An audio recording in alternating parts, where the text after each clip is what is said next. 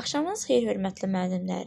Bugün sizlərlə yeni sınağımızın izahındayıq. Gəlin, vaxt itirmədən başlayaq. Bu tərbiyə növünün əsas məqsədi uşaqlarda ətrafdakı insanlara, böyüklərə və həmyaşıdlarına qarşı rəhimdaşlıq, humanizm, xeyirxahlıq və qayğıkeşlik kimi keyfiyyətləri formalaşdırmaqdır. Deməli, burada bizim əsas açar sözümüz hansıdır? Rəhimdaşlıq deyir, humanizm və xeyirxahlıq, qayğıkeşlik deyirsə, bu hansıdır? Əlbəttə ki, əxlaq tərbiyəsi olacaq. Bildiyimiz kimi, əqli tərbiyə insanın zehni, idraki bacarıqlarına əsaslanır, fiziki tərbiyə sağlamlığa, böyük və kiçik matrikaya əsaslanır, əmək tərbiyəsi isə bildiyimiz məişət, təsərrüfat əməklərinə əsaslandığı üçün burada əxlaq tərbiyəsindən söhbət gedir. Uşaqlarda düzgün qamətin formalaşdırılması, hərəkətlərin koordinasiyası, orqanizmin müqavimətinin artırılması və gigiyenik vərdişlərin aşılanması hansı tərbiyə növünün qarşısında duran əsas vəzifədir? Baxın, nə deyir?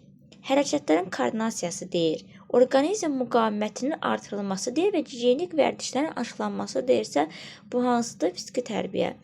Əgər tərbiyənin xüsusiyyətlərini bilmirsinizsə, fiziki inkişaf, sağlamlıq və təhlükəsizlik var. Yəni, məzmun xətti keçmişdik. 4 məzmun xətti var idi.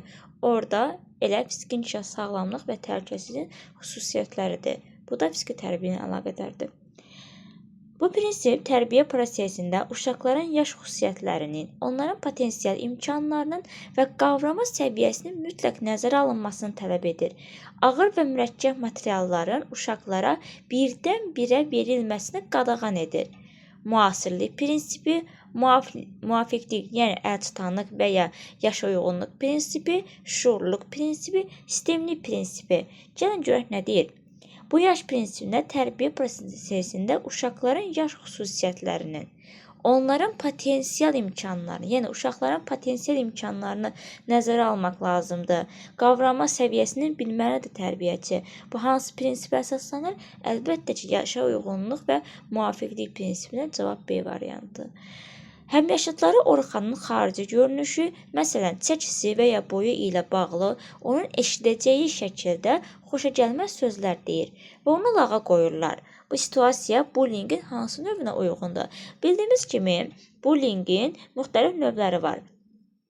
Və bura nə deyir? Orxanın xarici görünüşü ilə bağlı onun eşidəcəyi şəkildə fiziki bullying, əziz müəllimlər, fiziki bullying hərəkətlərlə olur. Verbal şifahi bullying, bu qalsın. Kiberbullying müxtəlif sosial şəbəkələrdə uşağın valideynlərinin icazəsi olmadan yayılan xoşagəlməz məlumatlar və ya şəkillərdir. Qeyri-verbal bullying, sosial bullying. Cavab nədir? Əlbəttə ki, verbal şifahi bullying. Çünki nədir? Onun eşidəcəyi şəkildə eşidirsə, verbal, yəni sözlü şəkildə uşaq tənqidə məruz qalır. Qrupdakı uşaqlar dərslərində zəif olan bir uşağı hər dəfə görəndə ona dil çıxarır, acıqlı və hədələyici jestlər göstərirlər. Lakin heç bir söz demirlər. Bu situasiya hansı bullyingi əks etdirir? Burada nə deyir? Heç bir söz demirlər. Söz demirlərsə bu avtomatik qeyri-verbaldır. Verbal sözlü tənqiddir. Qeyri-verbal isə hərəkətlərlə, jestlərlə olunmuş tənqiddir. Gəlin biraz Reggio Emilia yanaşması ilə sıx bağlı olan layihə metodunun əsas fəlsəfəsi nədən ibarətdir? Uşaqlara yalnız müəllimin seçdiyi mövzunu diktə etmək. Xeyr, bu olmaz. Uşaq yönümlü prinsipinə əsaslanmalıdır. Uşaqların maraq dairəsinə uyğun onların ətraf aləmi araşdıraraq, təcrübə apararaq öyrənməsini təmin etmək. Bu qalsın. C. Yalnız fərdi şəkildə digər uşaqlara ünsiyyət qurmadan işləmək. Xeyr, bu da mümkün deyil. Texnologiyadan tamamilə imtina etmək. Xeyr, bu da Reggio Emilia'ya aid deyil.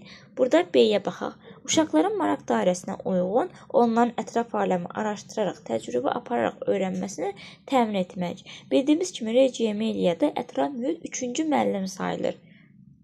Ətraf mühitə çox önəm verir Emilia. Cavab B variantıdır. Layihə yanaşması hazırlanarkən atılan addımlardan hansı doğru deyildir?